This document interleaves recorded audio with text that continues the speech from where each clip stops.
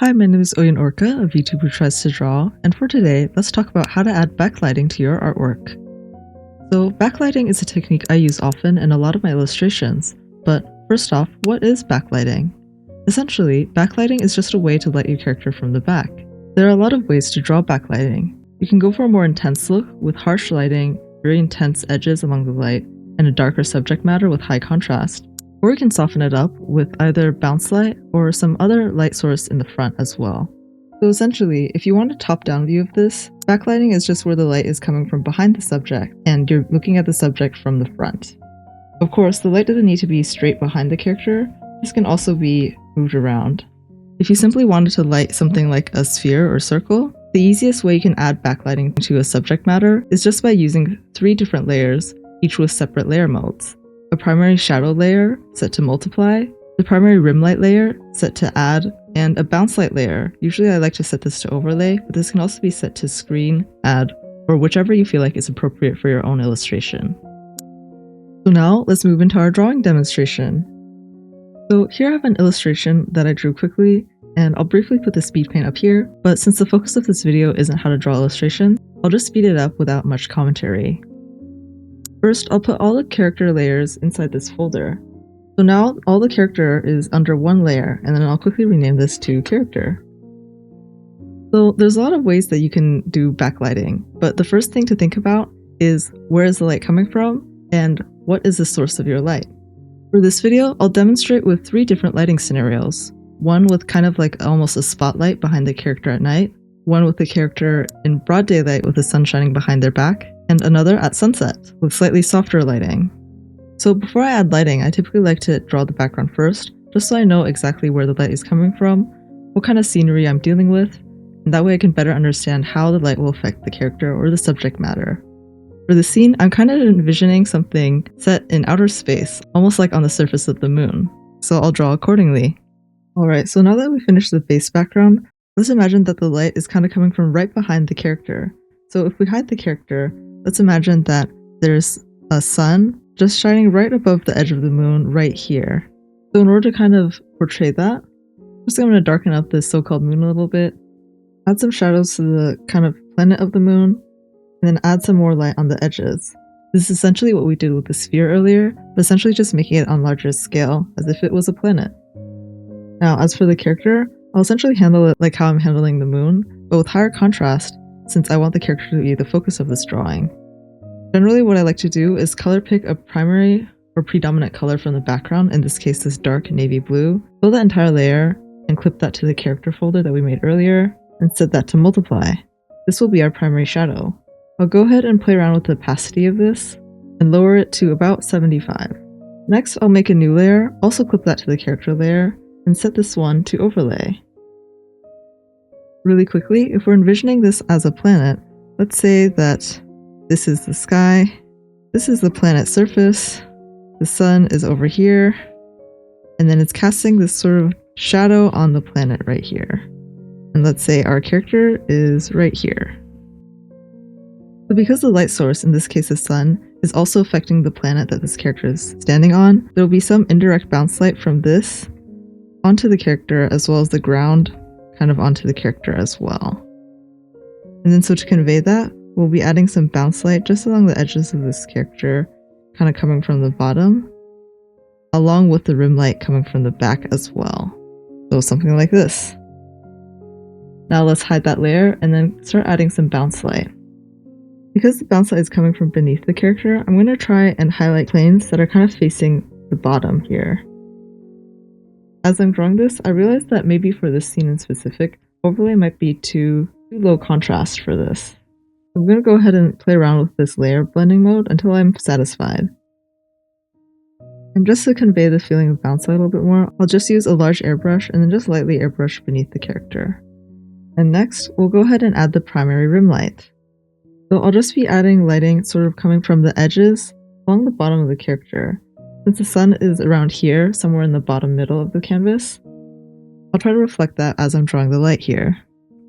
So as I'm drawing highlights on the hair, something to note is that because hair is thinner than more solid parts of this subject like the clothes or hands, I'm more liberal with applying the light around the edges here, just kind of imagining that because it's thinner, the light can affect more of each strand of hair a little bit further.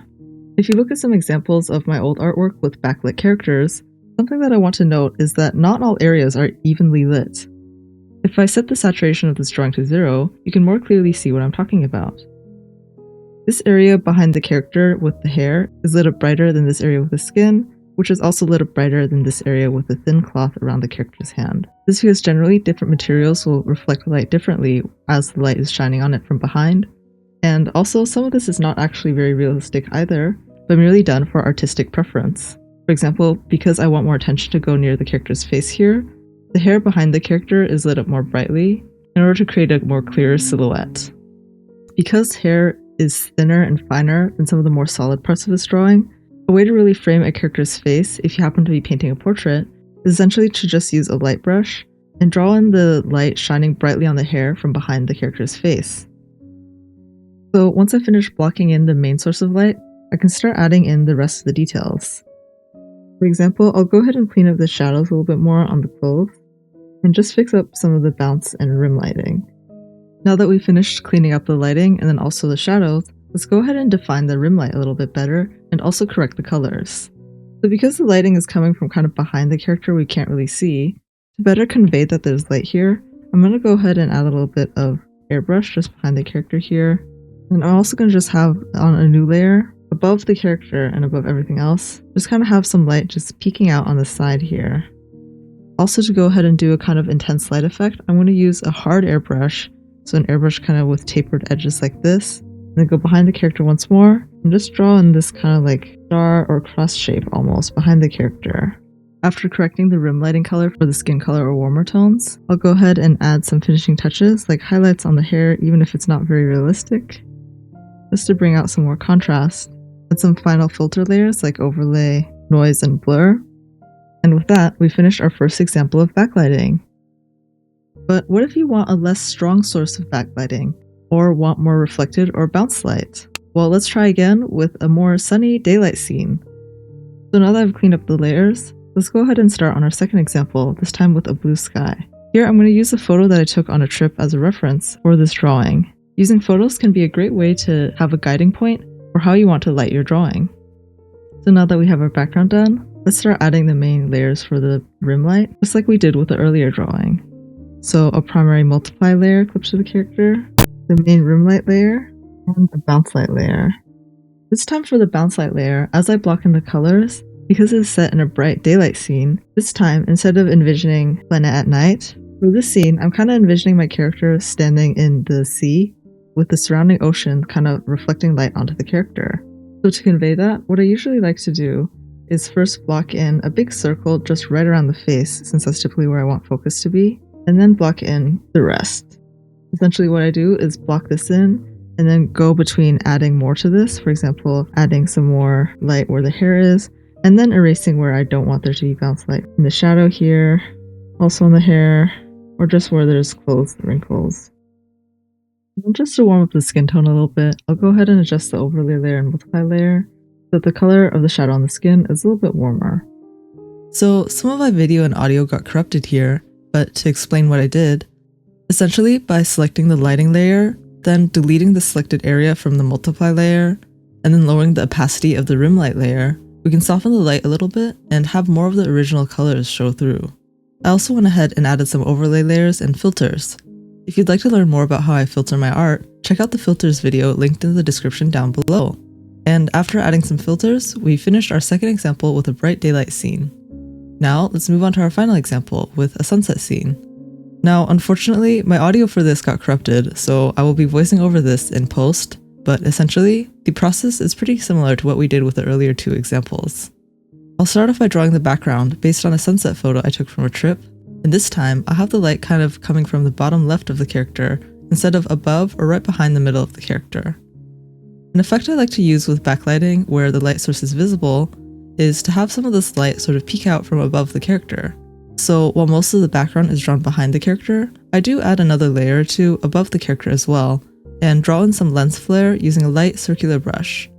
I'll go ahead and vary the colors and dot sizes, and sometimes erase from the middle of the larger dots to get this lens flare effect. I also go ahead and use the hard airbrush like we did with the night scene, but this time the rays are above the character instead of behind it. This is just to push the lens flare effect a little bit more. Moving into actually adding shading to the character, once again I'm going to fill an entire layer with a predominantly kind of orangish brownish hue, which reflects the sunset, and then I'll go ahead and set that to multiply. This time for a softer look, instead of using a hard tipped brush for the bounce light, I'm going to think of this as adding an additional light source in front of the character, sort of like a soft camera flash or something similar. I'll start by using a sort of warm grayish color and then airbrush that onto the center of the character around the face and chest. Next, I'll slowly erase from the edges where there's shadows, just along the edges here, like on the sides of the hair, on the sides of the face and chin, and behind the shoulders. Once that's done, I'll set this to add glow and adjust the opacity of this to soften up the look. Finally, I'll go ahead and add in the backlighting. Here, this time it'll be a little bit more subtle, so I'll just very faintly outline along the edges here with a very bright yellow, just along the edges facing the bottom left of the character to indicate where the sunlight is coming from. So once we finish adding the rim light, one thing you can do to add an almost glowy effect to your rim light is to create a selection from the layer you have your rim light on, and then go to your character layer or folder and click Select Overlapping Area. Once you have that selected, make a new layer above both the rim light and the character, and fill that with a color of your choosing. Once that's done, I'll go into Filter, Blur, Gaussian Blur, and blur that slightly. Once that's done, I'll lower the opacity and change the blending mode of that layer. This way, it adds a very subtle glow to your rim light. Similarly, another thing that you can try doing is if you want to create a subtle glowing effect like there's light shining on the back of your character, is to also once again click Selection from Layer on the character layer, make a new layer beneath that character layer, fill that with a bright solid color, in this case a bright yellow, deselect that, and once again apply some Gaussian blur to that. Now we have this very subtle glow layer behind the character without having to airbrush it all manually. Finally, I'm just going to add some finishing filters, like a gradient map, blur, and noise filters, and we're done. And with that, you've learned how I handled backlighting in 3 different ways.